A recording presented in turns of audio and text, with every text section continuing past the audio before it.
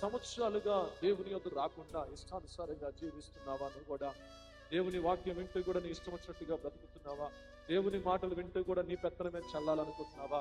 దేవుని సన్నిధికి వస్తూ కూడా, దేవుని పరిచర్లో ఉంటూ కూడా దేవుని పని అని చెప్పి దేవుని సేవకుల్ని సంఘాలను మోసం చేస్తూ తిరుగుతున్నావా? ఎంతకాలం ఇలా తిరుగుతావు? ఎంతకాలం మోసం చేస్తావు?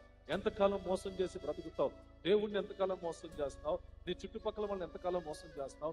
దైవజనుని ఎంతకాలం మోసం చేస్తావు? నువ్వు మోసం చేసి చివరికి మూట కట్టుకునేది నువ్వే గాని దేవుడు కాదు, దేవుని సేవకులు కానే కాదనే సత్యము తెలుసుకోవాల్సిందిగా ప్రేమతో మీకు మనవి చేస్తున్నాను. దేవుడి బిడ్డలారా, ఎప్పుడైతే ఈ 12 సంవత్సరాలుగా ఈవిడ మూట కట్టుకుందో ఈ మూట అంతా మొయ్యలేక పరిస్థితులకు వచ్చేసి అప్పుడు వచ్చింది యేసయ్యది. నీకు దేవుడు ఎన్నో అవకాశాలు ఇచ్చి ఇప్పటికే అనేక మార్లు హెచ్చరిక చేశాడు, సరి చేసుకోవటం మంచిది. ఆయన వాక్యంతో చర్య చేసుకోమని నీకు హెచ్చరిక చేసినప్పుడు నువ్వు స్పందించాలి వెంటనే.